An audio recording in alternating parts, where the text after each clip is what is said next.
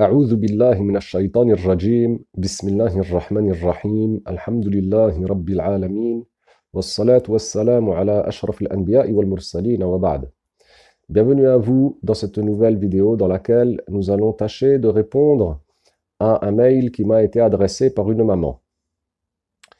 Alors, le contenu donc, la personne me dit « demande d'information ». Je vais tâcher, ma sœur, de vous répondre.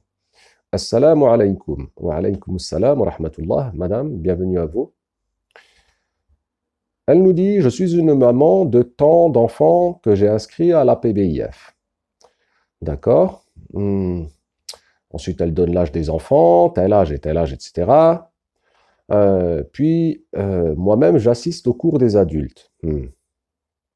Merci pour le travail que vous faites. Je vous remercie moi-même, madame.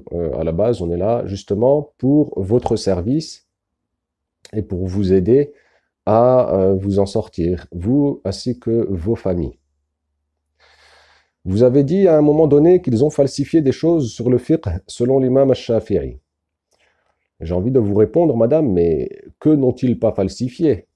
Ils ont des erreurs sur tout, des tromperies sur tout, des incompréhensions sur tout, ils inventent des choses sur tout. Au final, quand on regarde de façon globale, c'est vraiment très nombreux les problèmes qu'il y a dans cette secte. Il y a vraiment des erreurs et des tromperies de tous les côtés. Moi-même, malgré toute mon application, il y a encore actuellement des choses que j'apprends. Tant j'ai vu qu'il y a tant il y a d'erreurs et tant il y a de troncatures, de falsifications, de mensonges, d'inventions, vraiment c'est extrêmement nombreux. Alors concernant le madhab de l'imam al-Shafi'i particulièrement, ben, si vous, par exemple, vous prenez la vidéo numéro 1 de la série des takfir des Ahbash, vous trouverez que le cheikh Abdullah al-Habashi lui-même s'est avancé au point de déclarer mécréance, quelque chose qui fait partie pourtant du madhab de l'imam al-Shafi'i, menant ainsi à déclarer mécréant l'une des sommités de l'école, à savoir Abul Ma'ali, imam al-Haramayn al-Juwayni, rahimahullah. Donc finalement, ils nous disent Shafi'i, mais très souvent ils sont en erreur et inventent des choses, y compris sur le madhab de l'imam al-Shafi'i. Alors, c'est possible de me dire sur quel sujet afin de rectifier. Alors, c'est surtout pour cette parole-là que je fais cette vidéo. Alors, afin de... alors, continuons encore. Elle nous dit « Je souhaite ne plus inscrire mes enfants pour l'année 2022-2023. Merci beaucoup, madame, pour votre responsabilité par rapport à vos enfants. Je tiens ici à commenter cette partie du mail parce que j'estime que parmi les choses les plus puissantes que Dieu ait créées, il y a l'instinct maternel. La nature de l'humain, de base, des mamans, tout particulièrement, c'est la tendresse et la responsabilité, la crainte et la protection des mamans par rapport à leurs enfants. Et donc, sur cela, madame, vous êtes tout à fait responsable et vous prenez vos responsabilités en main. Sur ce point-là, je vous remercie et je vous félicite encore une fois de prendre vos responsabilités en main. Comme vous pouvez le constater, il y a grand nombre chez eux de personnes irresponsables parce que ils ont vu tout comme vous, madame. Je veux dire, c'est public, ce qui se passe. Les gens, ils voient. Bon, tout le monde ne voit pas en même temps. C'est pas dramatique. L'essentiel, c'est que finalement, tout le monde voit. Mais voyez-vous, le habachisme est tellement invasif dans l'esprit des gens que l'on voit à quel point il domine l'esprit des personnes et les manipule, à tel point que des mamans qui sont censées réagir naturellement pour la protection de leurs enfants en sont encore à amener elles-mêmes, pour les mamans, leurs enfants chez leurs bourreaux, chez ceux qui vont les rendre au final sectaires, malades, perturbés, etc. Donc, encore une fois, il faut prendre ses responsabilités en main. Surtout vous, les mamans qui êtes du côté des Ahbash encore. Mais pourquoi continuez-vous à exposer vos enfants à la calamité qu'est le habachisme alors même que vous voyez le massacre que c'est? Et encore, on est bien loin d'avoir fini notre travail et notre mission. Il y a tellement de choses encore à montrer et tant de choses à dire que je me demande, mais qu'attendez-vous? Vous attendez quoi? Vous attendez qu'il falsifie le Coran ou vous attendez qu'il vous dise que Abdullah al-Habashi c'était un prophète? C'est comment chez vous? À quel moment il faut que... quand allez-vous vous réveiller, quoi? Donc oui, félicitations à madame, c'est très bien. Ensuite, elle nous dit, mais comment se comporter face aux autres personnes qui sont comme nous à la recherche de savoir? Alors effectivement, l'état de ces personnes-là, il est varié, hein. C'est pas tout le monde qui est la même chose, mais bon, déjà informer les gens et les responsabiliser, hein, leur rappeler leur rôle de parents et eux-mêmes qu'on ne peut pas suivre une secte qui falsifie, qui ment, qui trompe en connaissance de cause. C'est de la folie. Seuls des fous peuvent rester dans un groupe où toutes les preuves te sont apportées de façon indéniable et indiscutable qu'ils sont déviés et dévoyés.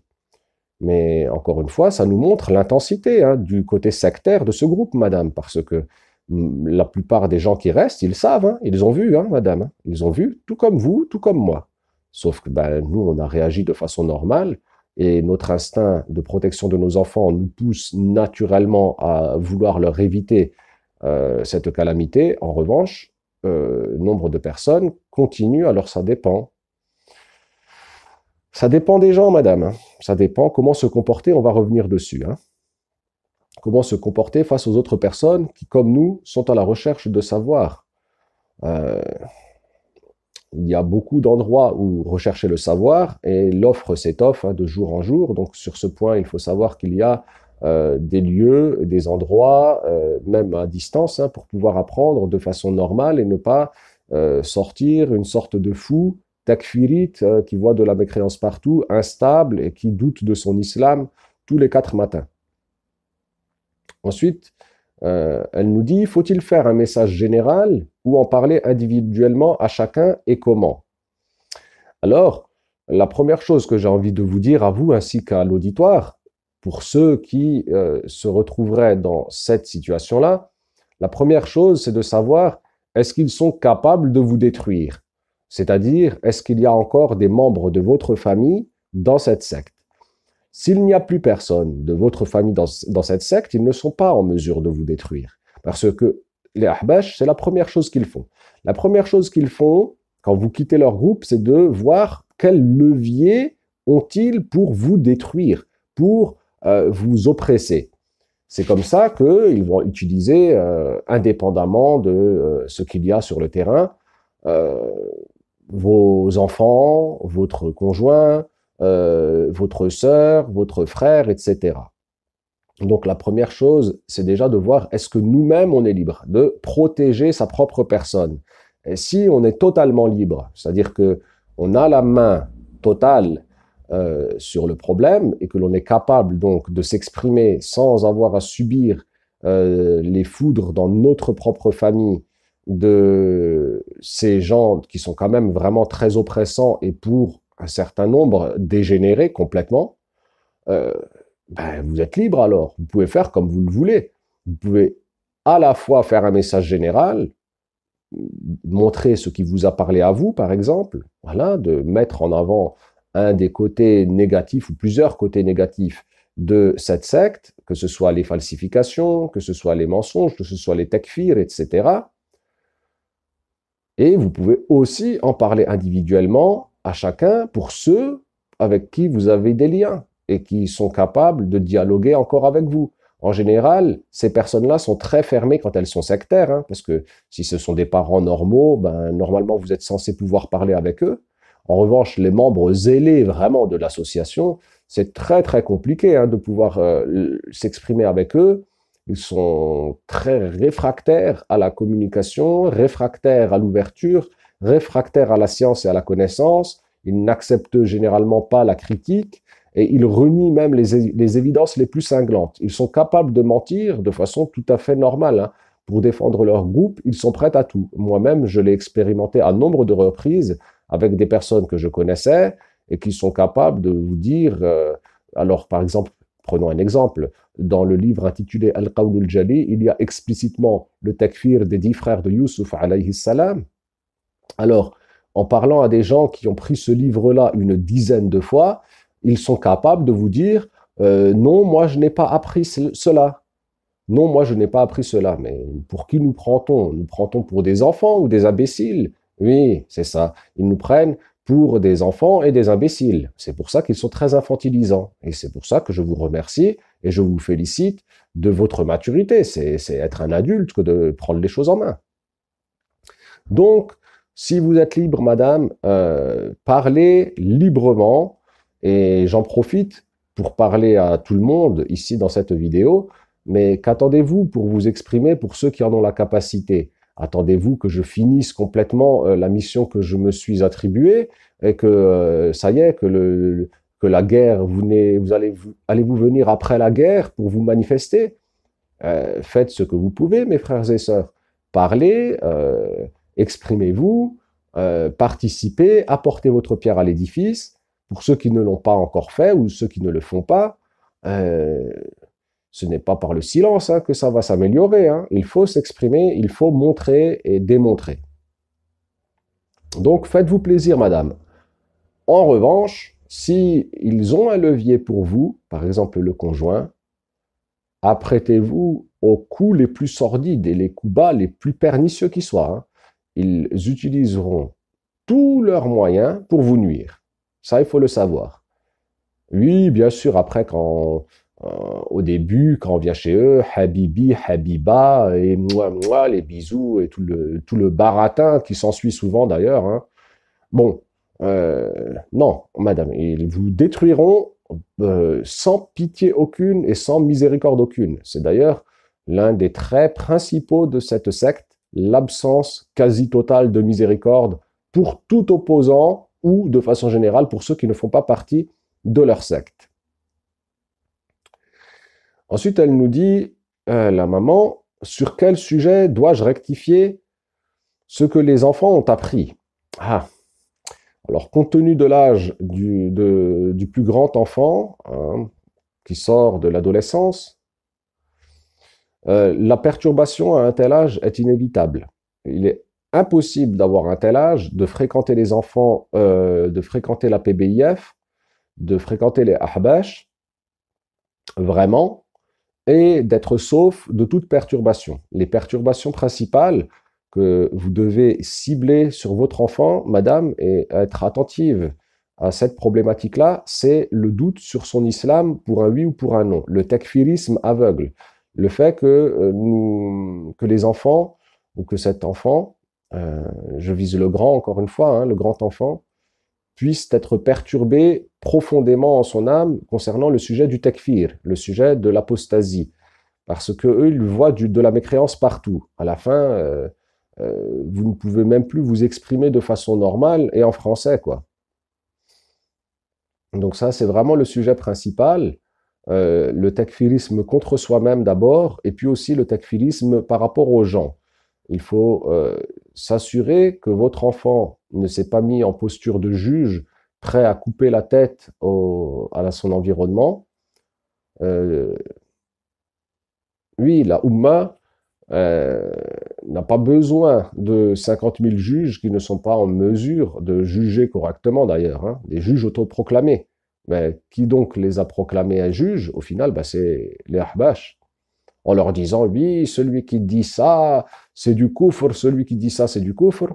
Certes, mais il faut savoir distinguer correctement, il faut savoir comment s'expriment les gens du pays, etc., ce qu'ils comprennent, ce qu'ils veulent dire, la signification dans la langue, sachant que les Ahbash sont très, très, très faibles dans la langue française, aussi bien que dans la langue arabe. Ce sont des gens qui sont capables de déclarer mécréants des gens qui ont dit une parole de bien. Oui, c'est le cas. Ben, je reviendrai d'ailleurs sur ces exemples très nombreux dans la série euh, du Takfir des Ahbash, et nous exposerons les cas les uns après les autres. Ils sont vraiment très nombreux. Donc vraiment, euh, tout ce qui est de l'ordre du West-West, pareil aussi pour la prière, il faut vérifier que l'enfant n'a pas de problème de West-West par rapport à, par exemple, l'intention. Si vous voyez l'enfant devenir un peu maniaque aussi dans le wudu, dans les ablutions, par rapport aux impuretés, que la personne commence à s'orienter vers des TOC, des troubles obsessionnels du comportement, parce que c'est ce qui se répand dans le habashisme, jusqu'au point de répéter 10 fois la takbira, hein, le fait de dire Allahu Akbar pour entrer en prière. Alors, il faut être attentif à cela, ou de réciter la Fatiha en reprenant systématiquement certains passages, et encore, et encore, et encore. Et donc, le plus facile, c'est encore de s'orienter vers une autre école, madame, parce que nous, traditionnellement, les Maghrébins et les Noirs de France, nous sommes malikites, hein, on n'est pas shafi'ites. Donc, moi, je recommande fortement d'abandonner le madhab de l'imam al-Shafi'i, sachant que avec cette école-là, vous n'êtes pas adapté par rapport à votre environnement ici en France. Et de plus qu'il y a quand même beaucoup plus de facilité sur ces choses que je viens de dire, hein, euh, dans l'école de l'imam Malik. Donc, je pense qu'il faut tourner la page, madame, et passer à autre chose complètement, hein.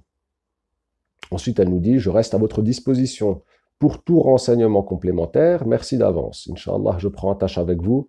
Et je m'excuse aussi pour le temps que j'ai mis à répondre parce que j'étais occupé, madame. Barakallahu fik, bonne journée. Wa fik il baraka. Et une excellente journée et un excellent week-end à vous, madame. Alors, c'est possible de me dire sur quel sujet afin de rectifier.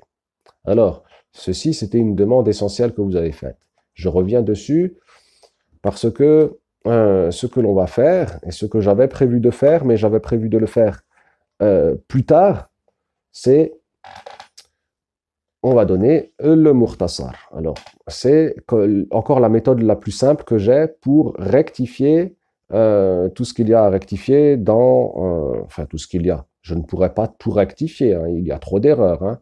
Il y a trop de choses erronées qu'ont enseigné les Ahbash, et cette chaîne est là pour brosser le portrait global, mais n'a pas vocation à pouvoir, ni la prétention, à rectifier l'intégralité des erreurs de ce groupe. Elles sont trop nombreuses. Je n'y arriverai pas à 100%, c'est l'évidence, hein, il faut savoir raison garder. Donc, simplement, nous allons, Inch'Allah, donner le mukhtasar, et je le ferai moi-même. Tous les 2 samedis, Inch'Allah, nous commencerons cela samedi prochain, et ainsi, nous pourrons tous ensemble rectifier, apporter des précisions, apporter des explications. Bon, comme j'ai donné un nombre de fois élevé dans ma vie le mukhtasar, y compris avec les erreurs que l'on m'avait enseignées, je peux bien le donner une fois en rectifiant les erreurs. Et ainsi, on pourra nettoyer les choses erronées que l'on a apprises. Voilà la réponse que je vous fais, madame, en espérant que cela vous convient et en vous remerciant surtout pour votre responsabilité. Et bon courage pour la suite. N'hésitez pas à me contacter, puis on peut prendre lien personnellement si nécessaire, si vraiment il y a des perturbations graves, par exemple chez les enfants, ou bien chez l'un des enfants, ou bien même chez vous-même, ou si vous souhaitez m'expliquer la situation familiale, ou bien la situation par rapport aux Ahbash, est-ce qu'ils ont la main sur votre famille ou non, quelque part c'est ça. Et je vous rappelle encore d'être extrêmement prudente quant aux nuisances que sont capables d'infliger ce groupe. Ils sont extrêmement mauvais, très très très mauvais, hein. N'attendez aucune miséricorde de leur part.